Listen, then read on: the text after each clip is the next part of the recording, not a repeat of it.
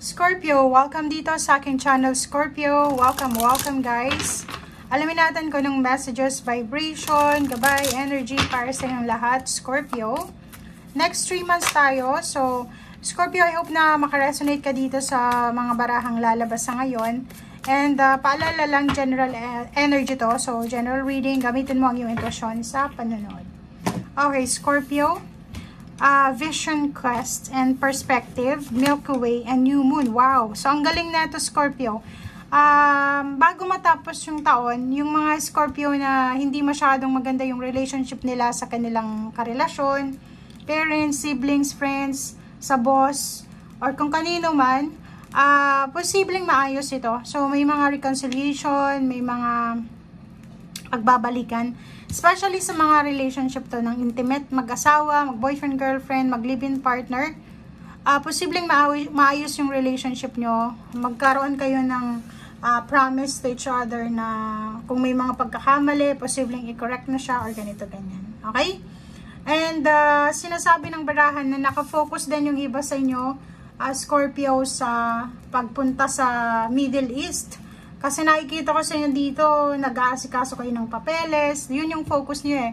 Parang sinasabi nyo sa sarili nyo na kailangan na pagpasok ng 2025, nasa Middle East ka na, specifically Dubai, Kuwait, Abu Dhabi. Parang yun ang nakikita, Saudi. Yun nakikita natin dito. Okay. And yung iba sa inyo dyan, magkakaroon kayo ng ideas kung saan nyo hahanapin yung swerte nyo, lalo na sa usaping pera. Oops. Okay, anxiety, number 89, number 2. Yun.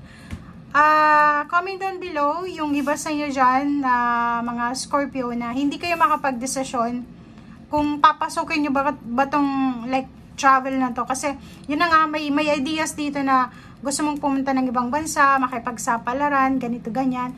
But ang problem dito is, siguro may anak ka, may parents ka na kailangan kang, or alagaan mo siya, alagaan mo sila, 'di ba? Anak, kapatid, or basta meron ditong relationship na kailangan alagaan. Okay? Medyo nagkakaroon ka ng anxiety, or pwedeng nagkakaroon ka ng konting negative emotion, kasi parang nahihirapan kang magdesisyon regarding dito sa journey na, sa travel na to eh. Tingnan mo, pwedeng handang-handa ka na, pero kung makikita mo dito ang dami-daming direksyon, 'di ba? So, medyo imbalance yung mindset mo. Ikaw lang yung ano nito, masyado kang emotional. Nakikita natin na masyado kang nag-aalala, okay? Ang daming choices, marami, like for example, 3 yung offer sa'yo, hindi mo alam kung alin dito yung pipiliin mo. Or yung iba naman sa inyo dyan, nagugulan kayo kasi maraming pumipigil, lalo na yung anak, or specifically anak dito, ang nakikita ko. And by the end of the year 2024, December exactly, nakikita ko sa'yo dito na may decision making ka na gagawin ka. So, hindi ka sigurado. Parang, alam mo yun, pabago-bago ka ng decision, pabago-bago ka ng mindset, pabago-bago ka ng emosyon. Okay.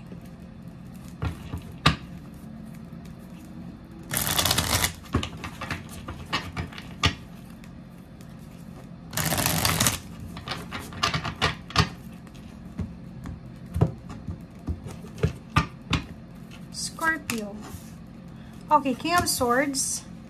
Reverse na 4 of Wands. Sabi ko na eh. Alam mo ba to, kung makikita mo dito, eto reverse na to na 4 of Swords eh. I mean 4 of Wands. Or pwedeng reverse siya na 10 of Cups. Itong dalawang to. Kasi kung makikita mo, maganda yung takbo ng mindset mo. Like, gusto mo magtrabaho sa ibang bansa. Gusto mo magtrabaho sa ibang lugar.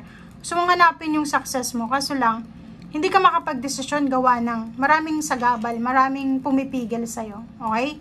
So, tingnan mo dito. King of Swords, kulang ka sa focus. Okay? Lalo ngayon, nanonood ka ba? Kailangan mo ng focus dito eh. Kung ano yung gusto mo, kung ano yung gusto mong marating, dapat sigurado ka. Dapat alam mo kung saan ka patungo. Or kung hindi mo pa alam sa ngayon, dapat alam mo kung ano ang gusto mo. 4 of Wands, imbalance eh. Diba? Parang, ang daming choices, ang daming options, ang daming kailangan na, like, maraming pinto na nagbubukas para sa'yo, opportunities. Kaso lang, ang pwedeng kapalit naman yan is maging imbalance yung family mo. Ang nakikita natin dito is away mag-asawa, away pamilya, away sa custody ng anak, away sa bahay lupa. Basta pamilya to eh. So, ingat-ingat lang kayo kasi ang pwedeng maapektuhan na itong 2 of Wands mo. Kasi yun, kitang-kita naman dito na gusto mong pumunta sa ibang bansa. Hawak mo yung isa, kailangan mong bitawan yung isa. 'Di ba?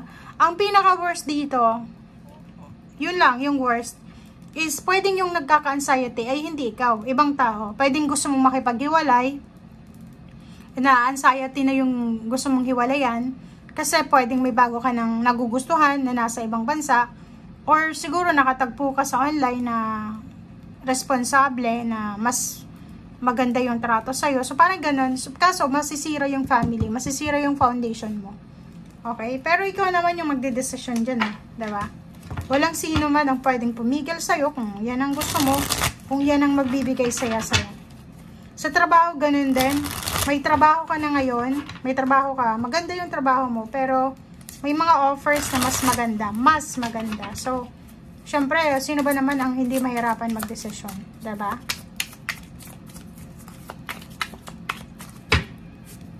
Okay, tingnan mo. 'Di ba? May isang tao na nasasaktan. Okay? May isang tao na umiiyak dahil sa decision making mo. Ang nakikita ko, gusto mong makipaghiwalay or pwedeng gusto mong lumayo mag-isa. Tingnan mo. Ang dami ditong mga regrets na pwede kang makita. Like, may mga taong gumawa sa'yo ng hindi maganda, makikita mo na nagsisisi sila sa ginawa nila.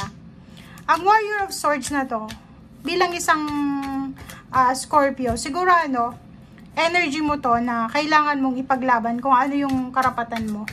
Okay? So, yun nga sabi ko sa kanina, ang dami ditong mga deception. Mag-iingat ka kasi sa usaping pera, maraming pwedeng pumasok sa yung deception. Merong mga taong willing kang lokohin. Willing talaga. Plano kang lokohin. 'di ba? Pero, ang sinasabi ng baraha sa'yo dito, nandito yung Magician in the Fool. Walang imposible sa taong tulad mo na masipag, decided ka na. Nakita mo to, pera to eh. Sinasabi ng baraha sa'yo na isang magic, isang hindi inaasahan na opening of gateway para sa usaping pera. 1, 2, 3, ang 3 cards na yan, pwedeng mangyari yan. Pwedeng October, November, December, or pwedeng the whole month of December. Eto yon. Ang daming openings, sorry pero marami sa inyo ang hindi nyo nakikita yung blessings na parating sa inyo. Alam mo ba yung energy ko habang binabasa ko to? Ngayon, nauutal ako, excited ako. Excited ako para sa inyo eh. Tingnan mo to, itong Zero the Fool na to is parang siya, pakiramdam mo, risky yung decision na yan. Lalo na kung ang tagal-tagal mo sa Pilipinas, first time mong pupunta ng ibang bansa, medyo feeling mo natatakot ka, nahihirapan ka, ganito, ganyan. But, sinasabi ng baraha dito na etong openings na to, para siyang ang tagal na sarado, nakasarado, tapos biglang nagbukas yung opportunities para sa'yo. Isang magic siya eh, 'di ba? Isang magical happening sa buhay mo na magdadala sa'yo ng limpak-limpak na salapi. Trabaho, 'di ba? So, ang nakikita kong problema dito is decision making. Hindi ka makapag-decide or nakapag-decide ka na, pero babawian mo naman, 'di ba? Hindi yung decision making na kailangan mag-decision ng concise, yung alam mo yon. Kasi halimbawa ngayon gusto ko, bukas ayaw mo na naman, ngayon gusto mo na naman, parang hindi ka makapag-desisyon kasi nahirapan ka. Ang daming sagabal, ang daming mga tao sa paligid mo na kung ano-anong sinasabi na uy, hindi yan bagay sa'yo, ganyan. Nako, kita mo to, wala kang dapat na pagsisihan, wala kang dapat na intindihin kundi sarili mo lang. Kung gusto mong magkaroon ng maayos na pamilya, financial na status sa buhay, eto na yung pagkakataon mo.